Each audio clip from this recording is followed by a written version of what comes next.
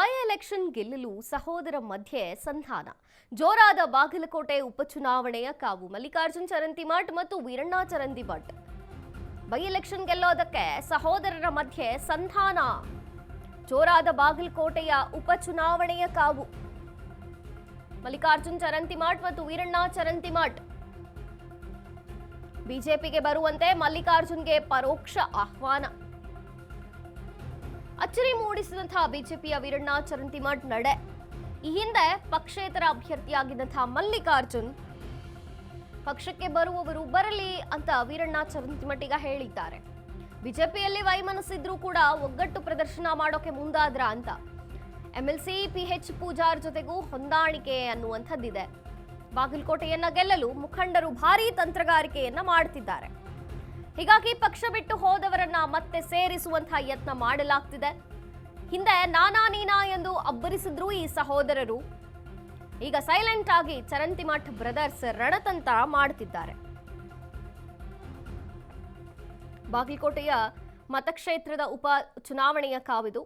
ಉಪಚುನಾವಣೆಯ ಒಂದು ಹೊತ್ತಿನಲ್ಲೇ ಸಹೋದರರು ರಣತಂತ್ರವನ್ನ ಮಾಡುತ್ತಿದ್ದಾರೆ ಅಂತ ಅನಿಸ್ತಿದೆ. ಈ ಬಗ್ಗೆ ಹೆಚ್ಚಿನ ಮಾಹಿತಿಯನ್ನ ಕೊಡ್ತಾರೆ ಪ್ರತಿನಿಧಿ ಆನಂದ್. ಆನಂದ್, ಈಗ ಸಹೋದರರು ರಣತಂತ್ರವನ್ನ ಮಾಡಿ ಹೆಂಗಾದ್ರೂ ಒಗ್ಗಟ್ಟು ಪ್ರದರ್ಶನ ಮಾಡೋಕೆ ಮುಂದಾಗ್ತಿದ್ದಾರೆ ಅಂತ ಅನಿಸ್ತಿದೆ ಮೇಲ್ನೋಟಕ್ಕೆ. ಏನಿದೆ ಮಾಹಿತಿ ಆನಂದ್?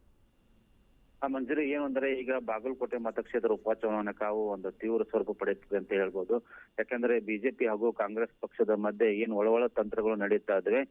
ಅಂದ್ರೆ ಗೆಲುವಿನ ತಂತ್ರಗಳು ಹೀಗೆ ಪ್ರಾರಂಭ ಆಗಿವೆ. ಕ್ಯಾಂಡಿಡೇಟ್ ಇನ್ನು ಯಾರಾಗ್ತಾರೆ ಏನಾಗ್ತಾರೆ ಎಂಬುದು ಸೆಕೆಂಡರಿ. ಆದ್ರೆ ಪಕ್ಷ ಯಾವ್ದು ಗೆಲ್ಲಬೇಕು ಏನೆಂಬುದು ಮಾತ್ರ ಈಗ ಎಲ್ಲ ಮುಖಂಡರು ತಮ್ಮದೇ ಆದಂತ ಒಂದು ಸಿದ್ಧಾಂತ ಮತ್ತು ತಂತ್ರಗಾರಿಕೆ ಮಾಡ್ತಿದ್ದಾರೆ.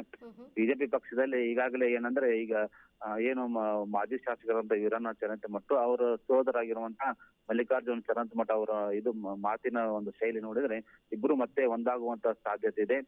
ಏನು ಈ ಹಿಂದೆ ಅವರು ವಿಧಾನಸಭೆ ಚುನಾವಣೆ ಸಂದರ್ಭದಲ್ಲಿ ಸೋದರ ವಿರುದ್ಧ ಒಂದು ತೊಡೆ ತೊಟ್ಟಿದ್ರು.